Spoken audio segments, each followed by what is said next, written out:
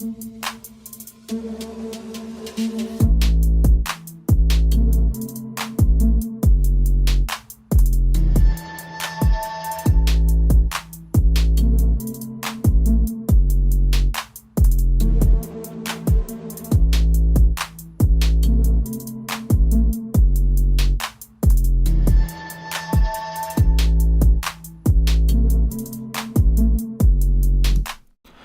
up, nation?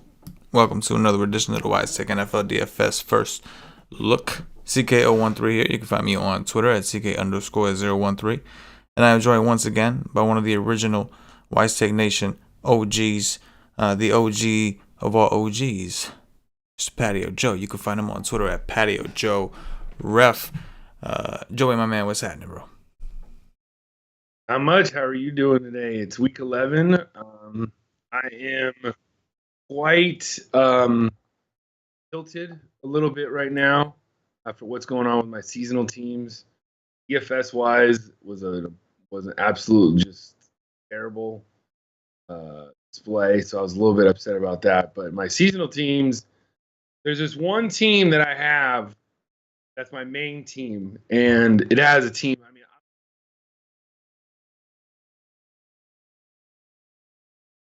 Oh, hold on. Your audio went quiet on us.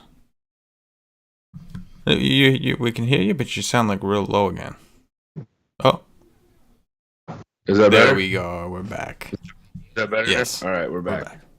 All right, so I had this team. Calvin Ridley, DK Metcalf, Justin Jefferson, and Deontay Johnson. My running backs are Chubb and Eckler. So it's a two super flex league. So those points are scored higher. But in the last 4 weeks, I've had an average of over 200 points scored against me. Meanwhile, I've scored the third most out of anybody in the league in that same time, but I'm 0-4. So I'm a little bit just so tilted because nobody's even had 150 points or even close to that being scored, close to me on that. So I'm a little tilted from that more than anything the last few days. So, but I'm excited to get into week 11. I don't know. People can't really see the background that I'm at right now. They can kind of just see the sign off in the back. It's a light of a famous hotel from a famous movie. So if CK can move the camera over, I might see it just a little bit. But if not, it's no big deal. We'll give a little, if anybody can guess it, I'll definitely be impressed. So anyways, yeah, week 11, it's ready. It's a weird week because we don't have some of the obvious players, no Mahomes, stuff like that, no Kelsey, no Waller. So you have the two top tight ends you don't have. So this is going to be a weird week, definitely. Yeah, I completely agree. I think it's going to be a weird week. I also agree with the other part. It wasn't such a great week for me DFS-wise or season-long-wise. What I thought, when you talk about the points for, points against, a lot of times traditional fantasy football, more than just as much as anything else, you're subject to the schedule, right? An interesting way to play fantasy, and I'm going to say this at the risk of somebody taking my idea and running with it, but because we're on a stream, I can always come back to the show and say I had it first. But I think an interesting way to approach season-long fantasy, if you're doing a new game, is to have everybody play everybody every week, and whoever racks up the most wins. You know what I'm saying? Like you get X amount of points for that week, and then you carry all those. Whoever has the most, you know what I'm saying?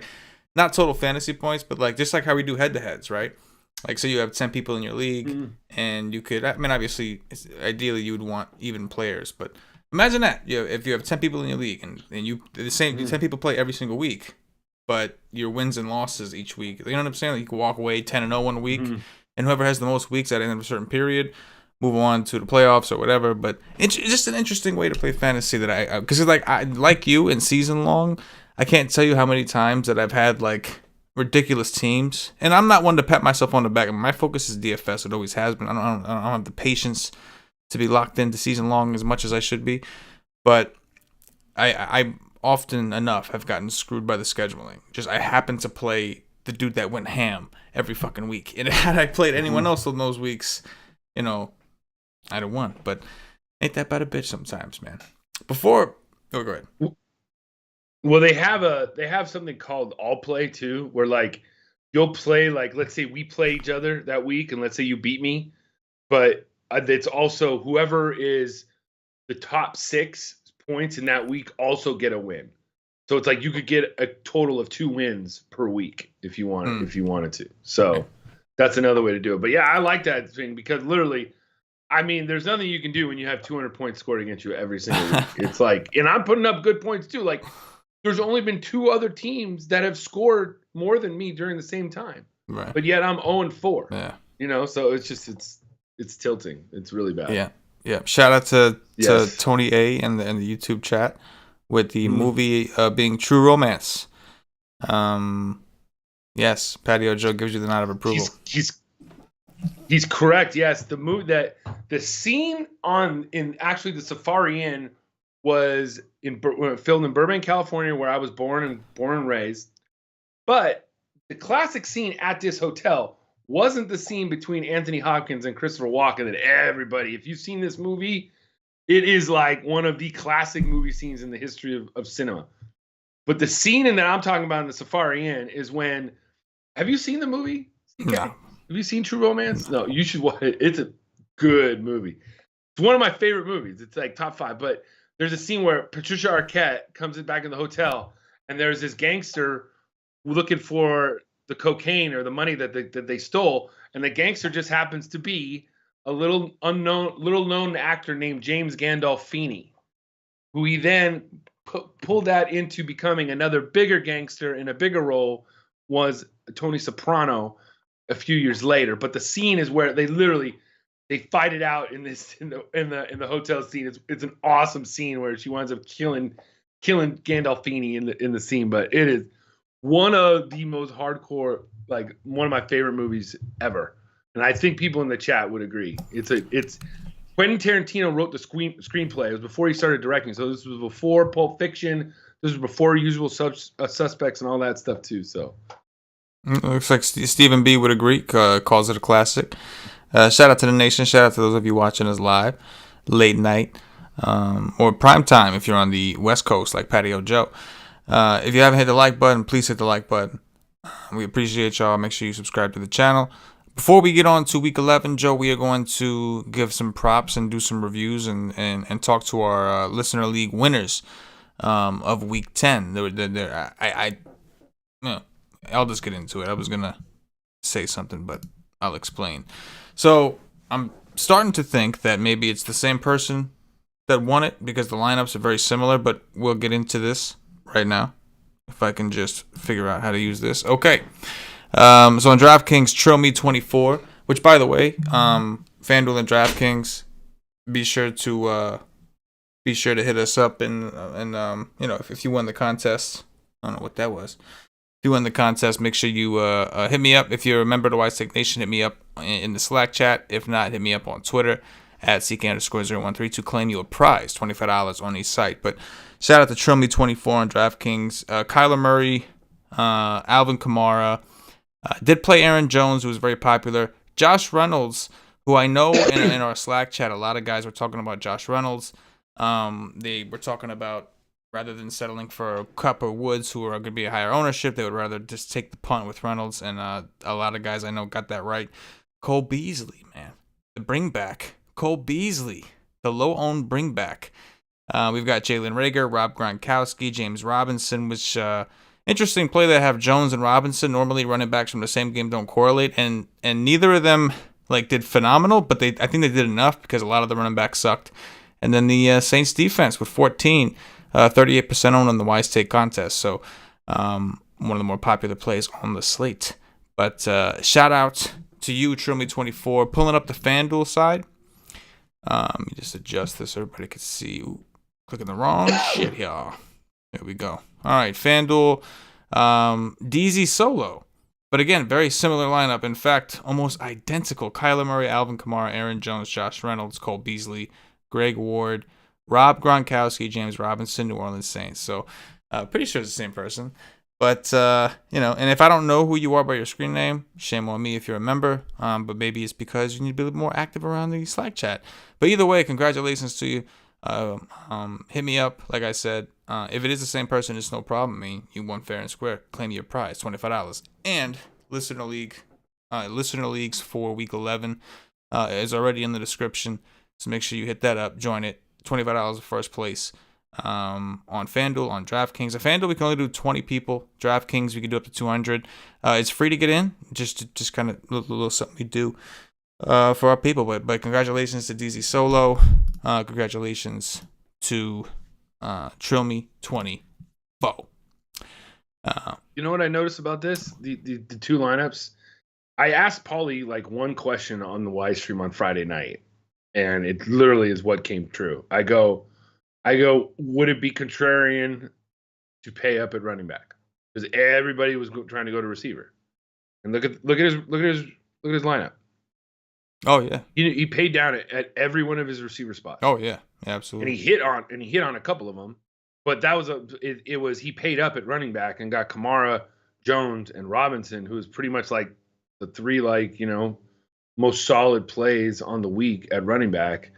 If he he faded all the chalk with Davis and Duke and Gio.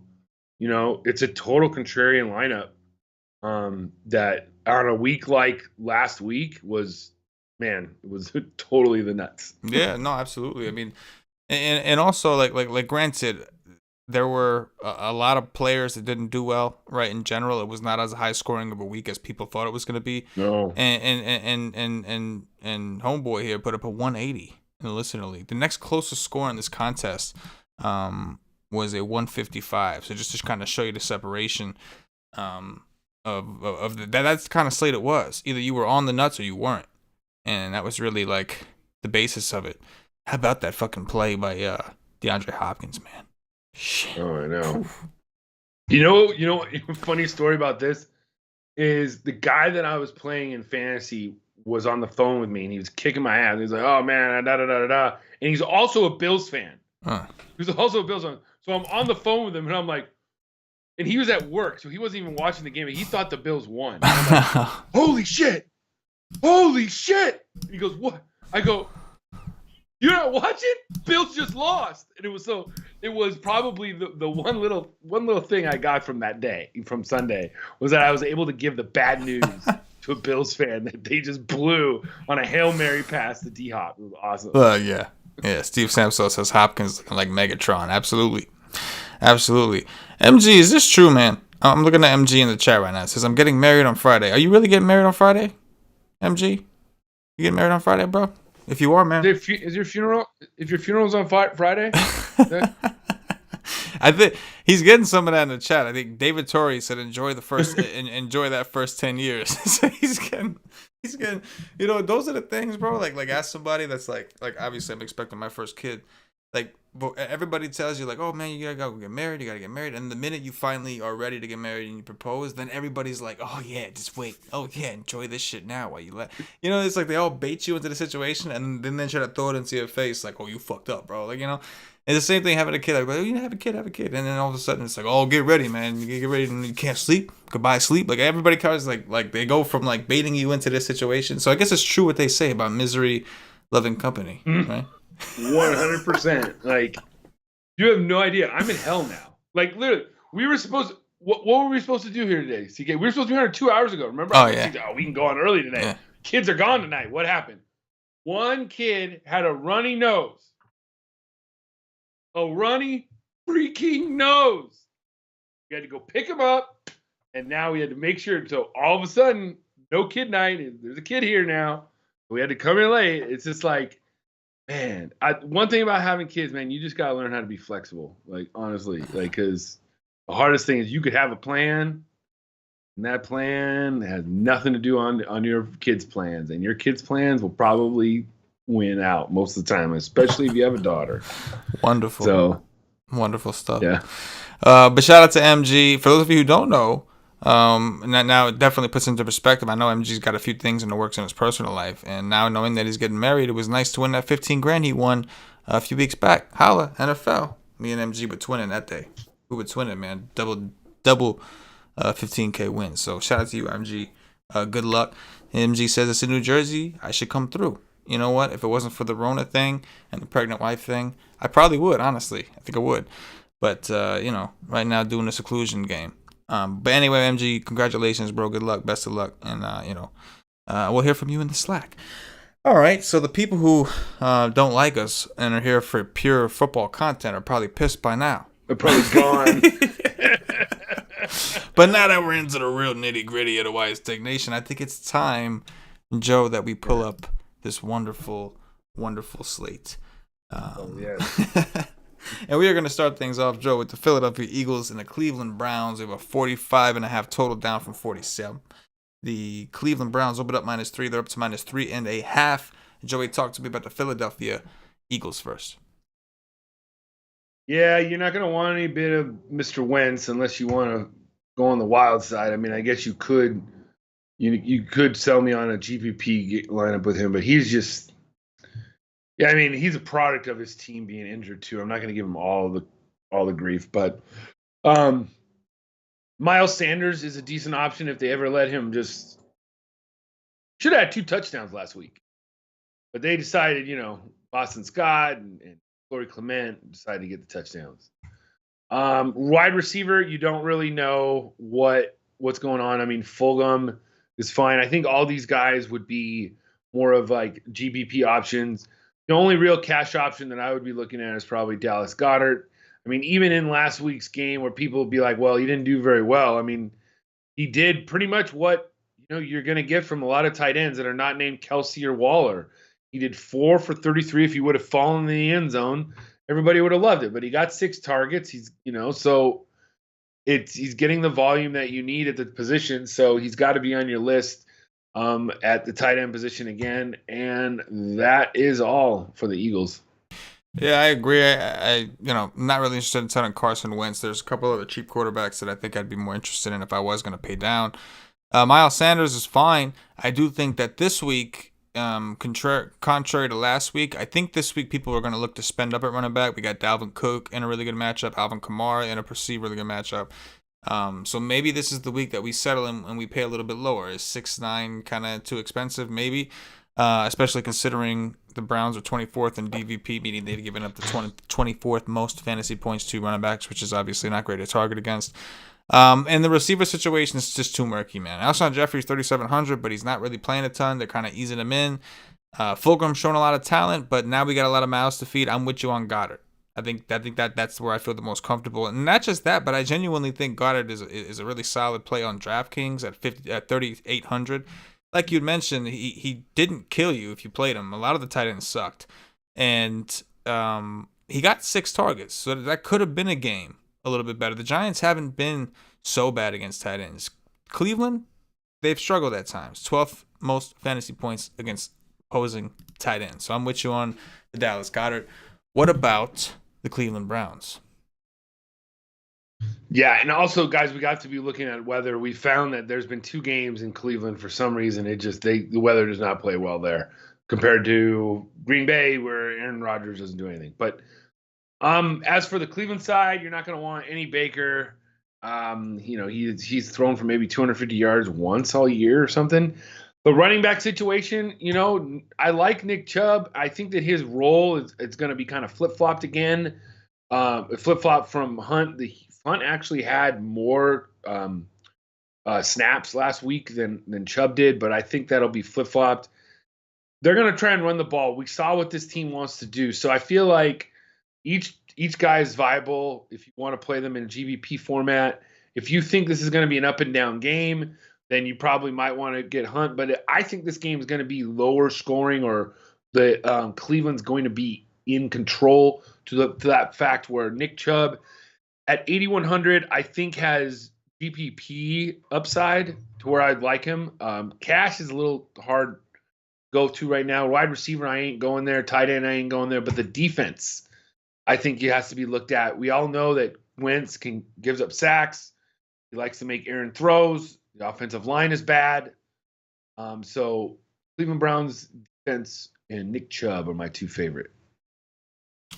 Yeah, I'm with you. Just not terribly interested in a whole ton here. I mean, you can make an argument for Landry, I guess. And like you said, you really hit it on the head with the weather thing, man. We've seen 2 games that have just really killed the game. I mean, we've seen Cleveland in high-scoring games this year, and two of their lowest-scoring games happened to be when they were at home and the weather was just complete shit with massive winds. So I'm with you. The running backs don't really pop out a ton to me. I'll acknowledge Nick Chubb's price, but yeah, that's pretty much it. Austin Hooper, I don't mind. You could throw him in the mix. He only got a couple targets in the last game, so maybe he's coming off an appendectomy, so maybe they're like easing him in. I don't know. But before his crazy, thing, appendix ruptured or whatever, he was getting targets. And with Odell Beckham Jr. out for the season, I think that Baker will look to rely on him a little bit more as they go on. They went out and got him for a reason, you would think. With that said, Joe, we're going on to a little bit more of an exciting game. We've got the Atlanta Falcons and the New Orleans Saints. We have a 51 total. The Saints open up -6.5. It's down to -5. Obviously, a lot of controversy to discuss on the New Orleans Saints with Drew Brees out. But we're going to start off with the Atlanta Falcons, the road team. Talk to me about the Falcons. All right, the Falcons. I think that you're coming off of a bye, trying to get healthy. I think the big key with the Falcons is Calvin Ridley, if he's going to come back this week or not. I'm hearing that he's doing some running on the side. I hear that he was kind of close 2 weeks ago. He's on one of my main fantasy football teams, so I'm really hoping that he comes back this week. But Matt Ryan, I think you could throw in as a GBP setting, but I probably wouldn't get to him in a few lineups that I'd make. Running backs, I'm just not going there with Gurley. The upside just isn't there. The Saints' run defense is too good. The receivers, like we talked about, I think they're both viable if they're healthy. Julio or Ridley is fine. And if Ridley's out, Zacchaeus at 4,700 for FanDuel has got to be looked at. Hayden Hurst, at 5,500, he's the same thing. Just like Goddard, people are gonna, he's basically assured anywhere from like 6 to 8 targets every game, and he gets almost 50 yards. He's got 50 yards in 6 of 9 games this year. So if you can get 5 for 50, and if he falls in the end zone, he's going to make value. So Hurst is an option too. I'm staying away from the defense mostly, but I guess you could sell me on the Falcons D if we have no matter who's at quarterback for the Saints, because if it's Jameis, we know how he can be pretty liberal with the ball, and if it's Taysom Hill, he likes to fumble the ball also. So I don't know. Falcons would be a deep GBP defense, but it's mostly, obviously Julio would be a great play. He's going to get the Lattimore treatment, but I'm really looking forward to like maybe Ridley or Hurst. Yeah, I agree. I think there's merit to Matt Ryan playing indoors. He's not necessarily like standing out to me a ton, but New Orleans defense, I know at times against Tampa they look great, and we've seen situations, but we've also seen them get kind of lit up. Ridley does make a pretty big difference to me. If Ridley's in, I'd be more inclined to, be into Matt Ryan maybe. But more importantly, if Ridley's in, I would like Ridley. If Ridley is out, I think Julio's fine. I also think that specific tier of receiver, especially on DraftKings, is deep. He's surrounded by guys like Keenan Allen, Michael Thomas, who we're going to talk about in a second. So to spend the extra $500 for Julio, over some of those other guys is just something that, like you said, especially considering we expect him to be shadowed by Lattimore. It's just something to think on. Hayden Hurst, I like, but I would like even more if Ridley was out. So basically, if Ridley's in, I like Ridley. If Ridley's out, yeah, I like Julio, but I also like Hayden Hurst. Either way, this game figures to be one of the better ones, at least for fantasy purposes. And like you said with the Atlanta D, especially if it's Jameis, and we're going to talk about Jameis in a second. I actually am interested in him, assuming that he starts. We'll talk about that. But either way, whether I'm interested in him or not, the opposing defense to Jameis Winston is 100% always in play. With that said, Joe, talk to me about the Saints. Yeah, the Saints. Okay, so it boils down to this. If Peyton does what I guess some people think he may do, is if he names Taysom Hill the starting quarterback for the team, it's like you have to play Taysom Hill. Like to have the chance to play two quarterbacks on one game in your lineup at 4,500, like it's kind of pretty obvious, and you would be stupid not to if he's named the starting quarterback. Now, I don't think he should, but I am thinking that it's going to be Jameis Winston. I don't know why you sign him if he's not going to be your backup if Breeze gets hurt. This is what you signed him for. You literally have a top 30 quarterback. He should be a starter somewhere else as your backup. So to me, I would start Jameis. It's in a terrible, he's got a great matchup against a terrible secondary. So I don't mind it. The running backs, obviously Kamara you can go to. He's in a good spot. He's going to be used, maybe even more heavily relied on. What you have to think, though, is Jameis brings wanting to push the ball downfield more. Like, Breeze was all dink and dunk. Jameis will push the ball down the field. He will try and throw deep now. So maybe this will unleash Michael Thomas. At his price, I don't know if I can pay that anymore. I don't know if I can make that mistake twice like we made last week. Late in the week, man, me and Paulie, we were all over Thomas. And everything matched up. Like, I just didn't get it, So something's up. I don't know if it was Breeze. I don't know if it was just the game flow or whatever. But he should have done better last week. And then the tight end, Cook, had a 0 last week. You don't want that. And I think you can look at the Saints D, too, because we know that Ryan can give up. He can get fumbles. He can give, sacks and pick sixes and stuff like that. And this defense played very well lately. So especially if Ridley's out, I think I like the Saints D even more. The Winston news obviously is big for everyone. For those who play DraftKings and not FanDuel, what Joe's alluding to is Taysom Hill is a tight end on FanDuel. So if he is a starting quarterback, you get to technically play two quarterbacks. You get a quarterback and you get him. On DraftKings, he's a quarterback. So, probably not terribly interested to make a move like that. I'm with you, Joe. I think that they're going to have Winston. In our projections, I have Winston in for now. I think they'll go with Winston. I think it's similar to the Teddy Bridgewater situation. I know Peyton's got this love affair with Taysom Hill. But I'm thinking that, like you said, there's a reason they got Winston. With that said, if Winston does play, it really makes me like Michael Thomas a lot more. Because of Winston's perplexity, his tendency over in Tampa to just pepper Mike Evans. So I think he's a guy, he turns the ball over because he don't care. He's going to lock in and try to make a play. Similar to Ryan Fitzpatrick, but maybe not as good with the reads as Ryan Fitzpatrick, or maybe not as good as fitting into tight windows. But these are guys that are going to take chances, and we make fun of the fact that they make these big plays and they make turnovers, but we also love them for fantasy because they have a lot of upside. So I think that the opportunities we should see in a good matchup elevates my interest in Michael Thomas and also in Jared Cook, mainly because he also had a habit of throwing to tight ends. Cameron Brate, O.J. Howard, these are guys that were fantasy relevant every single week when Jameis Winston was their quarterback. And now we have a situation where Atlanta is number 1 in DVP against tight ends. They're giving up the most fantasy points to opposing tight ends in the league. So the Jameis Thomas Cook stack is something I have my eye on. Even if Winston is announced the starter, though, I am a little concerned as to, Hill is going to play. So are they going to bring this dude in every time they're in the fucking red zone?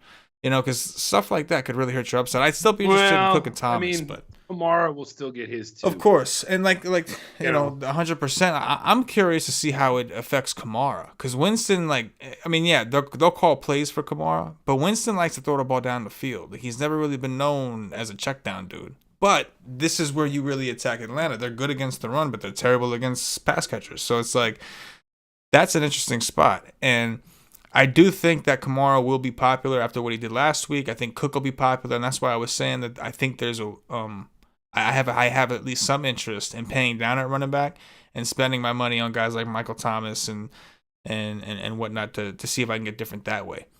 Do you? Let me ask you something. I want to ask you something about if Jameis is the starter at 4,500, would Taysom Hill, if you were playing a lot of lineups, would that interest you? Because you figure he might be more involved. Might not be the starter, but he might get more than usual. 5 or 6 pass attempts. Right. He might get a little bit more running. He might get a couple handoffs, a couple catches. He might throw a couple passes. I mean, at that price, I think it's interesting. You know what I mean? I wouldn't play it in a cash setting unless he was actually the starter. But I think he's interesting in GPPs. Yeah, I don't think it's the worst idea. I would probably wait for my massive multi-entry teams to burn a few that way, especially because the tight end position has been so weak this season anyway for the most part. But there's merit to it, and like I said to you, I'm a little concerned. Like that's what makes me a little bit nervous about Winston. Are they going to put Hill in every time they're inside the 10? Are they going to put Winston in a situation where he can't get touchdowns because they're constantly putting Hill? And that's definitely an option. The only thing I think going for like the other way is that Hill, as much as he will throw sometimes, but he mostly runs, and the Falcons have been pretty good at stopping the run. So there's that. But definitely a game we'll have to zero in on. We'll need to wait for news, and come Friday, I think we'll have a more definitive direction in which way we're leaning. Next up, Joe, we got the Cincinnati Bengals, Washington football team. We've got a 46.5 total, up from 45.5. Washington opened up. This game opened up as a pick'em. Washington is now a 2-point favorite. That just sounds funny. Talk to me about thorough Joe Burrow first. Oh man, I'm not the Burrow whisperer. That's Mr. Paulie D. But we saw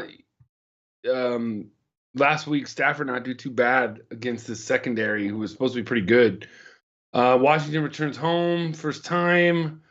I could see it. His price is right around. He's like, he's the same price as Deshaun Watson. I just prefer the rushing upside at home with Watson more than Burrow. So that's fine. Running backs. Gio is viable if Mixon is out again. I think Gio is actually a better play this week.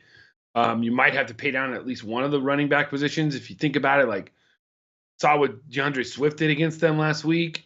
They ran all over them. So Gio at 6,300, he might be the value running back for your cash games. Receivers, it's T. Higgins. I think he's underpriced. Even though the matchup is pretty tough, but I think he's underpriced for what he's been doing. He's been a top 10 receiver since week 3 when he's a starter. You don't want anything at tight end, and you don't want their defense. Yeah, I could definitely buy into Burrow at least a little bit at 5.5 on DraftKings. Washington has been playing fast, and so has Cincinnati. So I do think that this game, and I think that's part of the reason maybe this total has risen, is I think we're going to get a lot of plays in this game. Joe Mixon is obviously pretty important news. If Mixon is out, I'm with you, Joe, on Gio Bernard. 5,500 on DraftKings. We know he's a pass-catching back. Regardless if Mixon is in or out, the difference is now you're getting more workload. So I would definitely be interested in that. AJ Green on DraftKings is down to 3,600. I know he put up a goose egg, I'm pretty sure, in his last game, but he did get targets. He just didn't connect. And I know, he doesn't look like the old AJ Green. They're saying he's not getting the same separation. He had a couple weeks where things look good. But he's 3,600. He's 3,600, and I'm sure he can help certain lineups build. The way that this stack works with Joe Burrow, grab a cheap receiver, like that's the build I think I would be comfortable with if I was going to spend up at running back and try to get Dalvin Cook and Kamara and a team together. But I think that draws a line. T. Higgins, Boyd, take your pick. I think I prefer Higgins at this point, just because it seems to continually be him with more ceiling. More regularly, but I think the receivers and Joe Burrow and possibly Gio Bernard are definitely things I want to focus in on here, especially because their defense is actually bad enough to where the Redskins, excuse me, not racist, I promise. The football team, Washington football team, may actually be able to move the ball. So talk to me about Alex Smith and the Washington football team. Yeah, Alex Smith threw for over, what was it, like 300 yards last week. He did pretty well. So came in and just dump off City. So at 6,600, I can get with it. I mean, he didn't throw any touchdowns. That was a problem. He threw for 390 yards. He had 55 pass attempts. I mean, it's just, I don't think that's going to happen this week. But running backs, Antonio Gibson's the lead dog, but J.D. McKissick, I think, is the guy that gets all the targets. So I think on DK, you want a little McKissick, and FanDuel, it's more of Gibson. Wide receiver, Scary Terry, 7,300. we saw what these the Pittsburgh receivers did against this bad secondary, who's out some guys last week too. So Terry McLaurin is probably my favorite play from this game, and Logan Thomas is in the group of tight ends that are going to get at least 4 or 5 targets a game, and if he falls in the end zone, he'll be fine. And I think you could look at the Washington defense too. Even their price went up, even though they had a 0 last week. That's weird. Yeah, definitely weird. Yeah, I think I'm with you on Alex Smith. I think he's at least in play, right? We just talked about how this game's going to be fast-paced. Cincinnati's defense has been terrible. They've given up the 6th most fantasy points to opposing quarterbacks, 7th most to opposing wide receivers, 2nd most to opposing tight ends. They've just been bad. And I think one thing about Alex Smith is like you kind of know where he's going with the ball, right? For the most part. Obviously, McLaurin is his number one. If he doesn't feel comfortable getting the ball to McLaurin, he's either going to McKissick, or I say McKissick because he's clearly the pass-catching guy, or Logan Thomas. So I kind of feel comfortable with the concentration of like stacking. I'm like, all right, so if I'm going Alex Smith, I end up McLaurin and Thomas, or McLaurin and McKissick, or whatever the case may be. Cincinnati was missing like 4 cornerbacks, I think, last week. So that's something to pay attention to this week to see if they're missing all those guys again. We saw what Ben was able to do. Obviously, Ben Roethlisberger is very good, and he's got very good receivers. But I would think that we see Alex Smith move the ball similarly to how he moved it against Detroit. Maybe he'd actually get in the end zone this time. But the targets for McKissick on DraftKings, like we talk about, if you are trying to spend down at running back while everybody else tries to go up, McKissick has to be in that category on DraftKings. The amount of targets he's getting is just ridiculous. Like over 10, 2 games in a row. It was like 14 and 15, some crazy shit. So I do like him, and even Logan Thomas, man, 6 targets each of his last 2 games, like at 3,300. This is a cheap team that I think has some upside relative to their price, relative to in this specific situation, in this specific matchup. So this game is one that I think will grab a lot of attention, or at least I think it should, based off the prices on DraftKings. With that said, we are going on to the Pittsburgh Steelers, Jacksonville Jaguars. We've got a 47 total, up from 46. The Steelers are currently 10.5-point favorites on the road. Joe, talk to me about Big Ben and the Steelers. Yeah, I mean, this as it sets up for a good like onslaught game. Ben, and for some odd reason, Deontay Johnson, who's their best receiver, is again lowest priced of all their receivers, which is amazing to me. He gets the most targets when he's healthy. It's just crazy. Last week, if you remember, Stuart asked me in the Slack chat, who's my under the radar play? I said Deontay Johnson. This week, the problem is that you just don't know like if the Jags are going to be able to keep up with them and such. But I like Ben. It's a pretty safe option if you don't want to go with the running quarterbacks. At running back, Connor is bound for a bounce back, but I'm just not with it. Like I said, receivers, Deontay Johnson is probably my favorite of the 3. Tight end, I guess you could go to Ebron because Jacksonville's pretty bad at it. And then, of course, the Pittsburgh D. They're 5,000. They're a little expensive, but if you can fit them in, they're facing a rookie QB. Yeah, you know my deal with Ben. I don't really play him on the road. He was awesome. This is a phenomenal matchup for the entire Steelers team. I'm just not crazy about Ben on the road. I do think Connor's kind of interesting, fitting, and I know he's been disappointing in general, but he kind of fits the mold of what we were talking about before. If you're not trying to go all the way up at running back, he's 6'6" on DraftKings. Jacksonville 6 in DVP against the run. And the receiving things, there's definitely something. The prices have come up a little bit. Deontay Johnson is the cheapest also on DraftKings, but he's 5,900, so it's not like he's like 48 or 5'1" anymore. He's starting to get elevated a little bit. In the last game, all 3 of these receivers did really well, and that was obviously that was a game where Ben did his thing, did the dirty. I would think that I would want to focus it in. Deontay is always my first option too, because I believe he is the number 1 receiver, and it's pretty clear that every time he's healthy, he gets a shit ton of targets. So it's a really good matchup for everyone, including Ebron. narrowing down which one you want, I'm not totally sure, but I think right now Connor and Johnson are the two I have my eye on. What about on the Jacksonville side? Nobody. Yeah. Like, I would say Robinson, but they're playing Pittsburgh, man. I mean, you want volume play, I guess, but no. That's like nothing. the one position that, Pittsburgh's been legitimately good at. It's like running back, bro. They've been really good against the run, man. Really good against. I'm with you. I guess again, if you're desperate for value, Keelan Cole, 3,800 on DraftKings, right? Like these are some guys on FanDuel. It might make more sense to just go with Shark if you wanted to bring back in this game because 62 to 5.3 on DraftKings. Keelan Cole is significantly cheaper. We're talking about almost $2,000 of a difference. But yeah, I'm with you, Joe. I mean, if you're gonna do it, it's gonna be a receiver. They have given up fantasy points to receivers, but they've been pretty damn good against running backs. So I'm with you on that, Joe. Steelers defense looking a little bit more juicy, and I'm not impressed with what I've seen from them.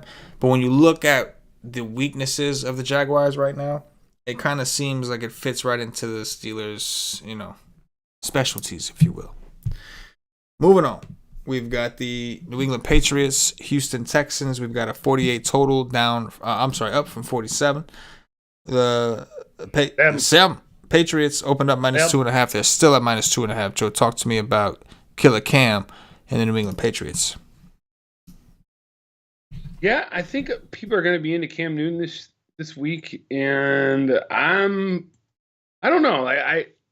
I kind of can see it, but I can also see. I feel like this game is going to be very slow paced. I feel like Bill's going to slow the clock down, just trying to run it with Burkhead and Damian Harris. So I'm not really into Cam this week. I think you can play him. I think he might be a little popular, but I don't like it. I just don't think there's going to be enough points scored. Running back, you could pick Damian Harris or Burkhead if you want. They're not cash game options because you don't play a Belichick running back in cash. That's like one of the 10 commandments. You just don't. And receivers, I think Jacoby Myers has got to, get some attention. They are finding ways to get him the ball. So I feel like he is like the best play of the Patriots on Sunday. Yeah, I agree. I think that you can consider Cam Newton, but I think that Jacoby Myers, especially on DraftKings at 4,900, relative to the amount of targets he's getting, he obviously showed a lot of upside against the Jets, who I know are terrible. Trust me, nobody knows the Jets are terrible more than a Jet fan. But he's playing Houston. They're not so hot either, right? So I think it's kind of an interesting situation, and I think his price is really low. I think you can make a similar argument for N'Keal Harry, not on the same scale, but again, 3,600 on DraftKings. Like, these guys are really, really cheap. Really good spot for the running backs. These are also guys that fit into that whole pay down at running back deal. But obviously in cash games, like Joe said, you just can't. But in tournaments, I would think that Harris or Burkhead could be interesting. If you think that New England trails in this game, then maybe James White's your guy. But the three-headed beast is certainly a pain in the fucking ass. It's much easier to zone in on the passing game with Jacoby Myers and N'Keal Harry. But definitely, like price wise, man, like there's a lot of and that's also what makes me feel like the spending up at running back is going to be so popular, is because there is a lot of decent wide receiver value, especially on DraftKings. What about the Houston side? Yeah, the Houston side. I think Deshaun Watson's got to be looked at. I wouldn't. Last week was just a bad weather game. I mean, besides that, he's been just balling out the rest of the year. So I feel like if you feel like there's going to be points scored, you got to like Deshaun Watson. But if you think that the game's going to be like it's going to be slow and methodical, then I feel like he doesn't have that ceiling. So running back wise, Duke Johnson You can look at him again at 6K. You're going to need a one probably value running back. So Duke, I mean, he was on the field for like 94% of the snaps. I mean, that's what you want. I think everybody thought he was going to get more targets. I mean, 14 rushing attempts is fine, but 0 targets, like nothing. Like it was just weird. They probably just kept him in for, pass blocking mostly. So, and then Will Fuller at 7,100 going to get the Gilmore treatment. So if he's, obviously Gilmore's playing, so I would shy away from that. And that's it. Yeah, I'm with you, man. It was a bounce back spot for Watson. Like you said, he's coming off a bad game, but there was a lot of weather involved that kind of manipulated the situation. Duke Johnson is also my question mark. I was heavy on him last week. He sucked. This week, I don't know if he's going to be as popular, especially because I do think, like I said, people are going to take the wide receiver value and spend up at running back. So I've got an eye on Duke. Patriots have given up the 13th most fantasy points to opposing running backs. The defense has been pretty good. It has not been a fantasy lucrative situation, Patriots games. But I think that Duke Johnson's interesting. The target thing was a big bummer, right? Like I don't know. I thought he'd get at least 5 or 6. I just didn't see that. It just didn't go that way. Maybe the win had something to do with it. Maybe it was just the match. I don't know. But I am interested in Duke Johnson, and the more that we talk about this slate, the more I realize that I think I'm going to lean a little heavier on this whole spending on at running back situation. Assuming now if we look at ownership projections later in the week, and it looks like everybody's doing the mid tier or lower, then fuck it, I'll go up and get cooking those guys. But I want to do what they're not doing. I'm fine with Fuller and Cooks, but probably only if I'm pairing them with Watson or using them as a bring back in like a Patriots stack or something. So stack only situation, like I often am with a lot of receivers.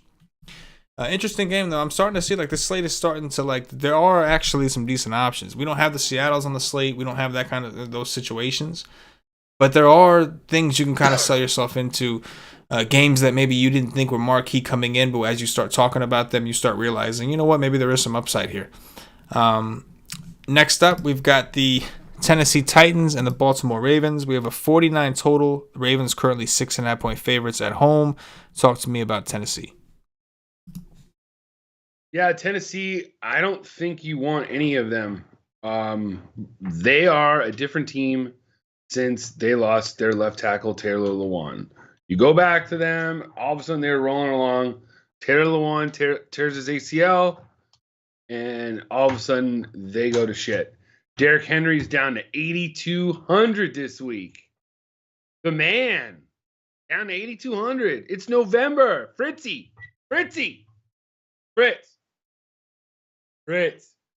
For the ever-loving God, where are you?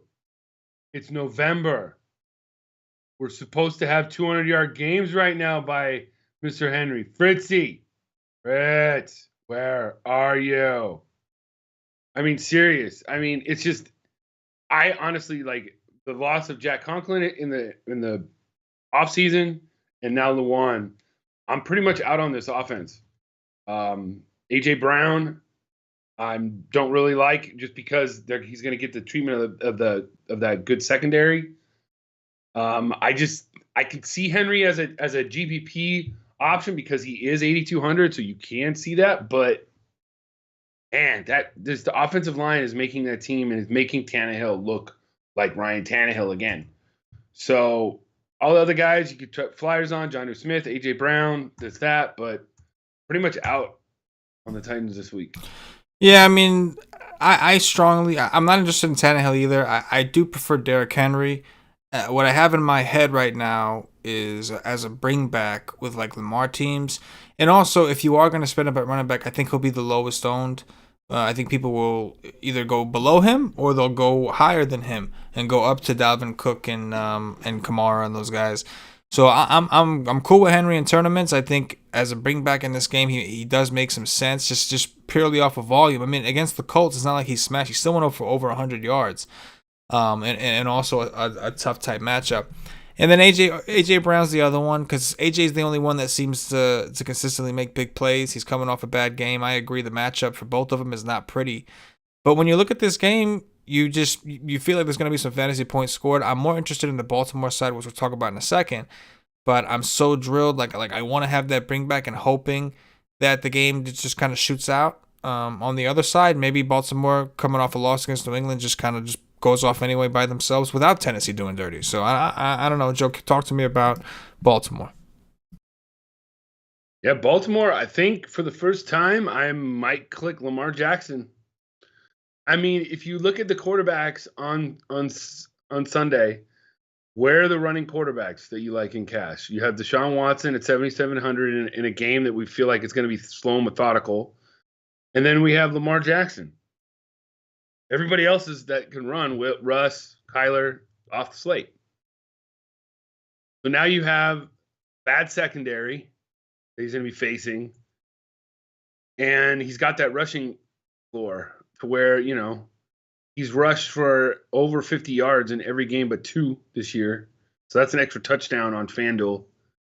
And if he throws for 1 or 2, you got your 3 touchdowns. You got your 3x, what you need in cash games. But right now, it's Lamar Jackson is the leading guy for cash. And I'm not a Lamar guy. So if I'm going with Lamar, I kind of like it, just slate dependent and stuff like that. Wide receivers, Hollywood Brown is now Bakersfield Brown. All right, like he's not Hollywood no more. So, this is going to be the game where he goes off because he's going to go off one game and just everybody's going to have him on his bench. Mark Andrews is the highest tight end on the slate. Just can't go there at 6,500. He has not done 3x since October 4th against Washington. He's so touchdown dependent to make value. I'm not it. And then, I suppose if I'm going to be bashing Tennessee offense as much as I did, I got to like the Baltimore defense too. So Baltimore Ravens defense is also an option also, but I like Lamar the most. I'm with you. I think the only thing that worries me is that Baltimore's actually able to run the ball with the running backs, but Tennessee's defense has not been good. They've been involved in a lot of shootouts. They're giving up a lot of fantasy points in general to multiple positions, and they've been playing fast because they've been trailing, and we expect them to trail in this game too. So I'm with you. I think like coming off a loss against New England, I think Baltimore is looking for like a get-right spot. They're at home. Playing a fast-paced team that's going to give them a lot of opportunities. That's not good defensively. Lamar's price on DraftKings is 7,300. Has come really down. Like you said, we don't have a lot. We don't have the Kyler Murrays or the Russell Wilsons and these guys. As far as rushing mobility goes, so I like Lamar a lot. And Hollywood Brown is really cheap in a good matchup. Mark Andrews. Willie Snead, I guess you could make an argument for. Same thing with the running game. But I think if I'm doing this, I'm going Lamar, Marquise Brown, Mark Andrews, and I'm looking for a game similar to when he first broke the slate last year. Just kind of a game they come out here, show out, beat up on them. I think the onslaught is on the table with the defense as well.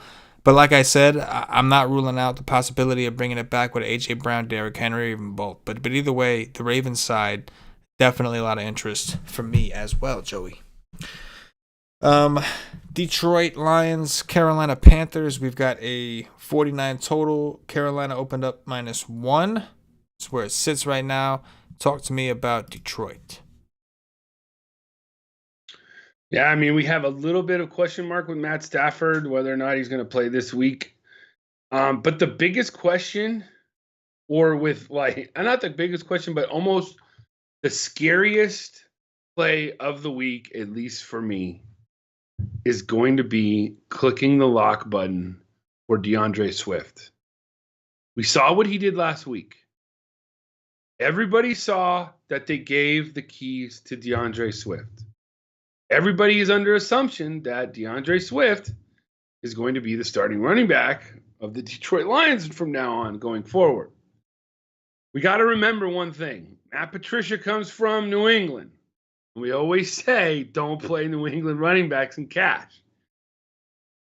I mean, there's nothing that makes you think that he wouldn't be the guy, but it almost scares me that they'll fuck it up. They will just fuck it up, and AP will get in there. Kerryon Johnson will come back from the dead or something, and DeAndre Swift won't make value. because he's got a great matchup. He's almost I feel like as if you look at just the pure running backs in a good matchup, price considered, he sticks out. I mean, he's facing Carolina, who just gave up a boatload to Ronald Jones last week. It's a crazy, and you would think it's easy lock button, but in this day and age of like weird rotations and what coaches are thinking, man, it's just tough. We got to get Galladay back. He's 7K. If he gets back, he's got a decent matchup. Tom Brady threw all over this defense last week. Hawkinson's in play again, but he doesn't have a huge ceiling. And then I would maybe look at the Detroit defense just a little bit because we might have a other starting quarterback, PJ Walker, instead of Teddy Bridgewater. And we probably won't have CMC either. So the Lions at 3,500, I actually don't mind at all. Yeah, Swift is one of the key points on the slate. 6,400 on DraftKings. If you think he's going to get that starting role as expected, then yeah, this seems like a pretty good situation to play his ass. And I think he will be at least somewhat popular, especially if we do get word, like if there's in the media, if they talk more about giving him, yeah, he's keeping this role. I would think it's here to stay, like you said, that Patricia hasn't always been the brightest bulb, I guess, in the box. But, I mean, it was the right move last week. It's the right move for your future. There's literally no reason to be fucking around with Adrian Peterson right now. No offense to him, but you got to be getting Swift involved. He was catching balls. When Stafford is always like when he's been at his best, he's always felt comfortable throwing it to his running backs. He had Theo Riddick forever for that purpose, and so I'm with you. I think Swift is a fine play. I expect Swift to be in that position. Carolina's given up the 5th most fantasy points to opposing running backs.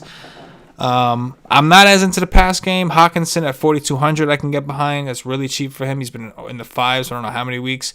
If Galladay comes back, obviously at 5'8", he's interesting as well.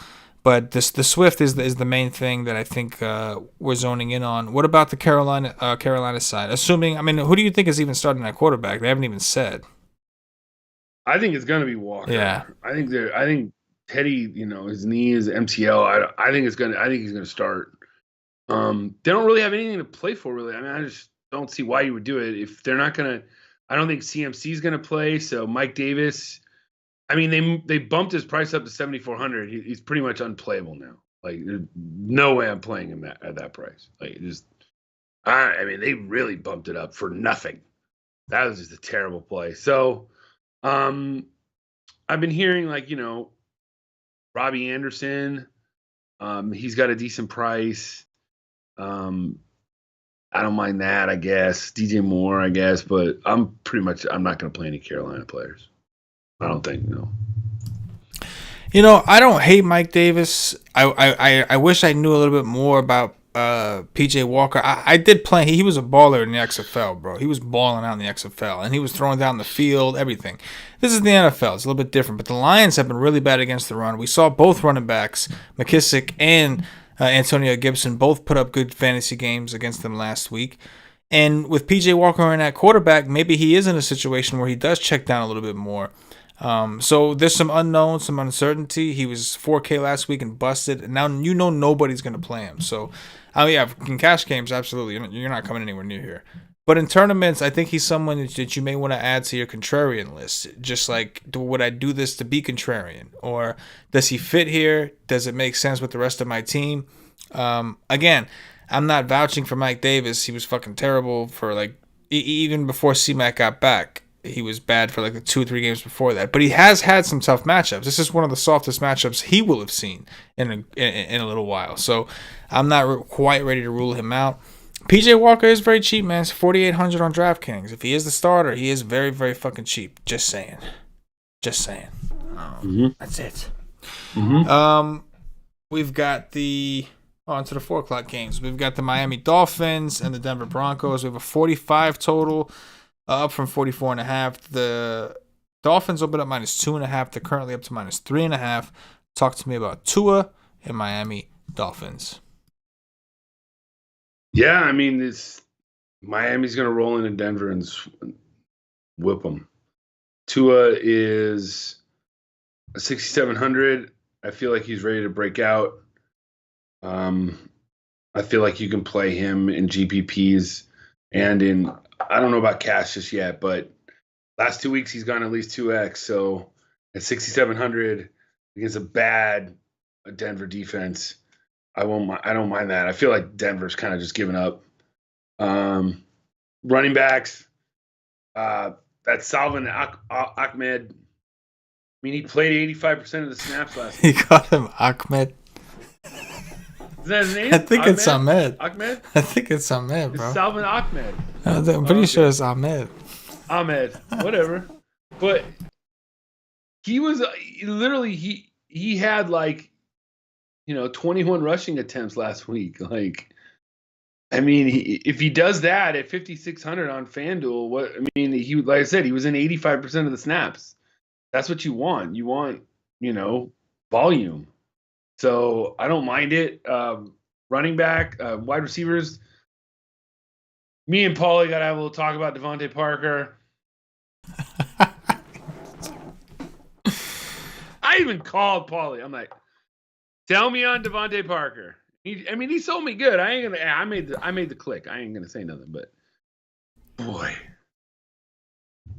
that was man. It was, he caught a touchdown pass. I guess they overturned it. Man, he cost Paulie more than you could even say to him. I felt bad, but I probably had a rough week, and I know a lot of it was because of fucking Parker. I know that, and everything Paulie said made sense, right? Like you could sell it today in this exact spot. Same difference, man. Like they look at the receivers: Jakeem Grant, Antonio Callaway. Like these are the guys he's working with. So I totally understood where he was coming from. It's just one of them situations where it just didn't work out.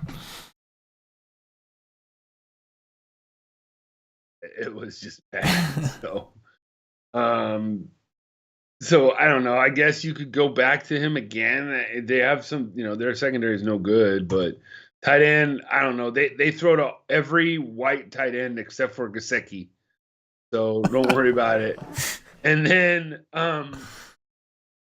the Miami D is probably got to be like one of the highest owned if you can fit them in there, because they could be either playing a severely bruised rib Drew Lock or a Brett Rippon, who we saw against the Jets. He made the Jets defense look like they were top 5. Oh, so that 1 week. They still put up 31 points on them, bro. I mean, okay, we haven't even gotten to the Jets. How bad must you be? You got fired on your day this year. How bad do you got to be? You get waived from. They won't even fire Adam Gase, but they'll fire Desir. Oh, okay. He was the problem. Yeah. The worst corner in the league. Yeah. He was your problem. Yeah. Terrible. Him and the other 21 guys that are on the field. So anyway, I like the Miami D pretty much. I'm with you. Miami.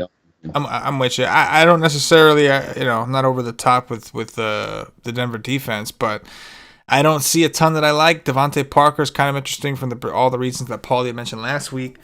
But the Miami defense, especially if I agree with you, especially if Ripon is in, that's where I would look first on the Miami side. But then Parker. If Breida is out, then I think we have some value to work with. If Breida is in, he's only 4K. So some question marks that hopefully we get more answers to as we go on in the week. What about the Denver side? I've got Drew Lock in for now. I'm anticipating him not playing, but I keep hearing, how it is. Bronco people saying he's going to play, but it's hard to imagine, man, with the bruised ribs and a quarterback. Not a good combination. Yeah, I don't. He might try and play, but it's one of those injuries that if one little hit might happen again. So that kind of puts everybody out. The running game you weren't really going to go to. I mean, me and Paulie we kind of liked Lindsey last week, and he got 1 carry for like 2 yards. Good job, idiot. The receivers, they're getting the volume. I mean, right now, the number 1 in air yards like the last 3 weeks or 4 weeks has been Jerry Jeudy. So he's getting targeted and stuff, but if just the uncertainty at quarterback, you're just not going to go there. Even if Locke is playing, he could get hurt, and then the whole team's kind of screwed up. So I feel like I'm just going to fade all of Denver. Yeah, no, I know. It's not exciting. There's nothing here you're excited about playing. I think you could make an argument for a guy like Melvin Gordon, but it's nothing more than just he's going to be low owned and he's a chance to pay down and be different and get a different build. And to be honest, I don't know if I like that more or less with Drew Lock in or out. If Ripen's out, you're like, oh, maybe they'll use him more. However, Ripen's at quarterback. If they get smoked, I doubt Gordon is the guy that they're leaving there in garbage time. So, yeah, I don't know. It's tough. We'll move on to the next game.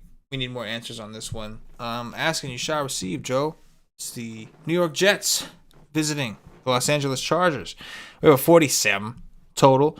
Chargers opened up -9.5 to down to -8.5 because somebody's high on drugs and decided to move the line.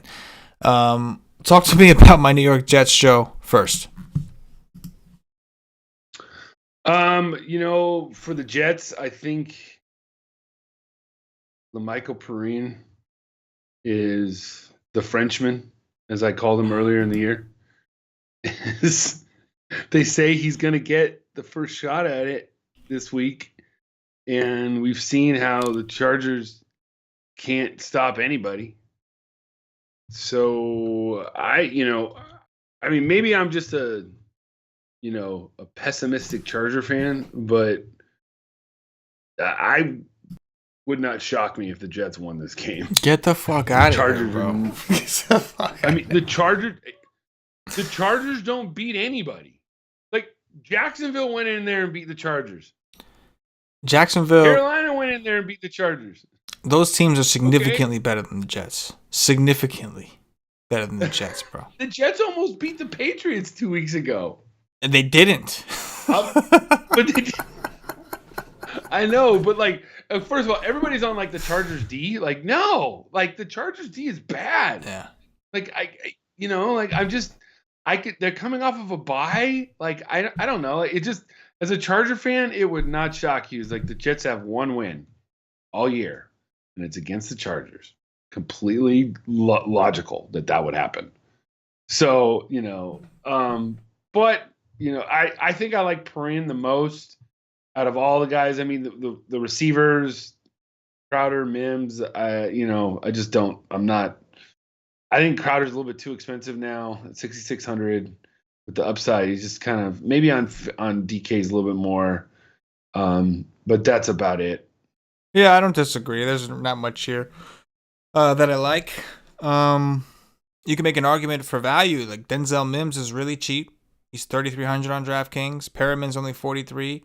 Assuming Crowder is back, 6'1" is not a bad price for him. So I guess the receiving guys, I guess you can consider some of the Jets, but I think that you could probably find better plays at similar pricing elsewhere and not have to roster a Jet. Mm-hmm.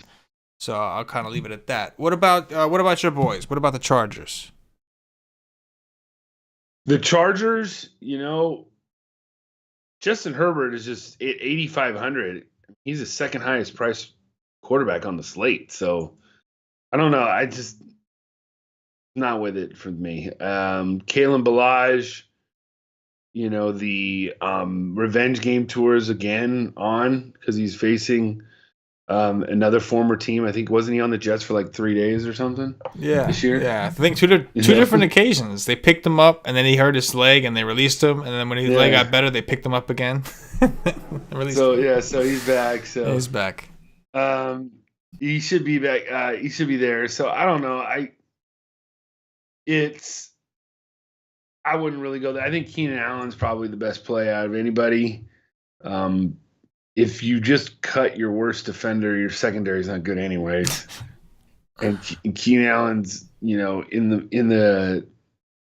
didn't have a great game. He still scored last week. He still had 7 targets on a bad game. He still got, he didn't kill you. So I don't mind Keenan. Hunter Henry's on that list of guys. If you want to get 4 for 50, it's great. And I guess I could see the Chargers D in a GPP or something, but they haven't proved it. No Derwin James. They haven't caused a lot of turnovers all year. No Bosa. I don't see him maybe getting a lot of sacks either. I don't know. I'm off of that. Yeah, Herbert is 6,800 on DraftKings. It's not great, but it's not bad, and he's shown upside. It's a phenomenal matchup, man. This is a phenomenal fucking matchup. He's at home. Jets secondary was terrible. That's why Desir was even on the field, and now he's gone. The Jets' best defensive back is probably Brandon Poole. Is his name? Brian Poole. He used to play the nickel in Atlanta a couple years ago. And he's by far one of their best cornerback, and he's out. He's only a nickel anyway, only covers slots, and he's out. This just looks like a smash spot for the pass game here. I mean, you can make the same argument for Balaj. I don't like the three-headed monster, but you can make the same argument there. I think that Gase, I don't even know if it's a revenge spot. I think it's more of like my buddy spot. Man, Gase has given Balaj every chance you can imagine, bro. Kenyon Drake, all these guys. He has a thing for Balaj. But I really like Keenan Allen. I like Mike Williams also. So I really think this sets up as the for the triple stack. The Jets receivers are cheap enough to where you can use them as bringbacks if need be, and be able to have some money to afford some studs in this lineup. So I really like Keenan Allen a lot. I like Mike Williams. I like Herbert. I actually think that this offense could be interesting. And if the Jets do keep it close, all the better, because you're assuming one thing about the Jets, their close games have been relatively high scoring because their defense is just garbage. So if the game's close, it's most likely because the Jets were actually able to score some points, which is a possibility here. But either way, I do like the Chargers offense this week, specifically the pass game. So MG's got a question. Maybe you know what it is. He goes, "Can I give a bad take so we can see your patented move?" What's my patented move? What's my finisher, CK? I don't know. Oh shit. He's asking me to bring out my finisher. What is it? What's my patented move? I mean, I just have rants. I don't know. Do I start flaying my hands or something like Italian? I don't know. It's weird. I don't know. Maybe he wants you to send him a dick pic. Well, that wouldn't be. It's a patented Joey move. I mean, he's getting married in a few days. You don't want to be like, oh, you don't want to get him in trouble. Be like, oh, my fiance is gay now. Getting dick pics sent to him by Patio Joe, and that screws up the wedding and everything. You don't want that. Well, they say speak now or forever hold your peace. So yeah. But I don't know. That's heel Joey, MG. If you're referring to heel Joey's move, that would be the dick pic. That's Audie. It's Audie. Yeah, that's Audie right there. Moving on, we've got the Green Bay Packers, Indianapolis Colts. We've got a 51 total that's up from 49. The Colts opened up -1. They're up to -2.5, despite 60% of the action coming in on Green Bay. Talk to me about Aaron Rodgers and company. I've read somewhere that this is going to be a very up-tempo game. Like both the teams are up-tempo. Is that true, CK? Are these teams, they run up-tempo? Is that a Paulie thing? How up-tempo these teams run? Fast and stuff. Not really. Both of these teams, we got pace situation neutral. Green Bay 17th and the Colts 21st. All right. Indianapolis has got a good defense, so I feel like yes, you could play these two. They're real expensive. They're in the dome. I feel like this game has got to have the makings of a shootout. I just don't know where on Indianapolis you would want to bring it back with, except for we'll get to them something. But Green Bay, it's Rodgers. He's too much for cash, I think, for me. Adams is real expensive at $9,500. I feel like you're just going to go and pay the extra $1,000 and get Dalvin. And then Aaron Jones, I could see again. But even last week, they didn't want to just totally give him the keys to the kingdom. Receivers, they might get Alan Lazard back, so that's interesting. And Marquez Valdez-Scantling seemed to come alive the last few weeks, so I don't mind that at all. And Tanyan is done, so you don't want any tight ends. Yeah, I think I'm not that into Rodgers. I mean, I shouldn't say that. I could get into him more. On DraftKings, he's only $7K, which for him is cheap relative to what we've seen him at. The Colts defense just hasn't been a great team. The Colts games just haven't been great. I'm not that into the running game situation, But I think Adams is kind of interesting. I think Adams is going to be low owned this week. I think that with the expensive guys we have at running back and all the value we have at wide receiver, at least on DraftKings, I think Adams may end up being somewhat low owned. Maybe I'm fucking wrong. But because of the matchup, I think people might look at the matchup of the Colts and think that I'd rather not spend that money that way. Like you're looking at Keenan Allen at 7,400 or Devontae Adams at 86. It's like Keenan Allen against the Jets, mind you. Adams against the Colts. Mm-hmm. So for that purpose, I'm kind of interested. Lazard is activated off the IR, so we're expecting him to play. So maybe if it's not him, it was just the way to go was to grab one of these cheap guys because this game has a high total. You kind of expect that there to be scoring. It's just hard to focus in on who you think is going to be. But whenever you have any doubt on the Packer offense of who to go to, I think that guy's always been Devontae Adams. Let's talk about the Colts side. Yeah, the Colts, the one player I think that stands out to me is Nyheim Hines. This is going to be an up-tempo game, I think. I think there's going to be a lot of points scored. I think that Green Bay is going to get up, and they're going to have to come back, and it's going to be a lot like Week 1 with when Hines went off for like 2 touchdowns and 30 points or whatever. So Nyheim Hines is my favorite play from the Colts. Jonathan Taylor at 5,700. It's so sad what's happened to him. He just hasn't lived up to expectations, and he's in a 3-way split now with Jordan Wilkins. But to me, it's Hines, especially on DK. I don't know what his price is, but that's where I would go with receivers. I'm just not gonna go there with Hilton, Pascal, or Marcus Johnson. Tight end Burden's got low floor, everything like that. So it's pretty much just Nyheim Hines, and it's not Old Man Rivers either. Yeah, the run game is definitely what you want a piece of. The Colts will run the ball on Green Bay. They will. Number one, they run the ball pretty well in general. They've got a pretty good offensive line when it comes to run blocking. Number two, everybody fucking runs the ball on the Packers. My question is which ones are going to be. Now, I know Hines has been the one the last few games, but it seems like they don't necessarily want it to be him because they're giving opportunities to other guys who just aren't effective. Do they finally say, all right, well, this whole time we went and got Taylor, trying out Wilkins. This whole time we had Hines, and he was our best option. What do you know? Marlon Mack, keep in mind, they did lose him as well. So I like Hines also, especially on DraftKings, like you mentioned, the pass game involvement. But there's a little scary part of, like, what if this is the game where Taylor does do well? And they're like, okay, we'll just rock with Taylor because he's part of our future. Like, there's always that lingering. Because the Packers, man, anybody can run on the fucking Packers. You know what I mean? So that part worries me a little bit. But I'm with you. Like, they're going to run the ball on Green Bay. I don't think that. I have no doubt on that. They're going to move the ball on the ground. I don't even want to talk about the receiving options. Fuck them. The running backs are the stars here. And I'm with you. Hines seems to be the leading candidate. Last game, Joe. We've got the Dallas Cowboys and the Minnesota Vikings. We've got a 47.5 total, up from 46.5. 7. The Vikings open up -8.5. They're down to -7.5. I guess Andy Dalton is worth a full point, I'm assuming. Real quick before I have you talk about the Cowboys, MG says he says your patented move is where you flip out and some fuck. I don't. I guess the rant was the patented move, but when I rant, it's somebody who asked me about a couple weeks ago. Remember, I yelled at him. Oh shit! Yeah. It's about like playing someone such and such in cash. Yeah. Sorry, MG, my bad. Total miscommunication, total confusion on the dick pic thing there. I didn't think you wanted it. I was just making sure.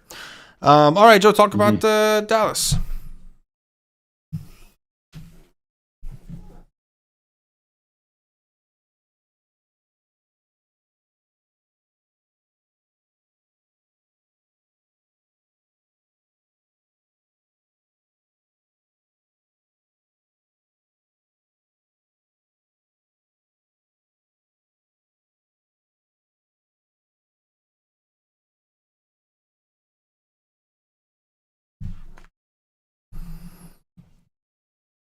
Yeah, it's hard to make a case for these guys. Now listen, like we know the Minnesota Viking defense, They look like they played better the last couple of games, but I think that's more because of who they played, right? Like the Bears. I mean, come on. The fucking Bears. Like, that's a team the Jets may beat. Probably not, because there'd just be no scoring. But yeah, the Bears offense is just horrific. And the Dallas offense that we've seen with these guys has been pretty horrific. But we still got Zeke Elliott. We still got Amari Cooper. We got Lamb. Dalton, I don't think is as bad as he's looked. I guess it really depends on the health of the offensive line, right? So maybe we can consider some of these guys, because the Vikings have given up the second most fantasy points in the league to wide receivers.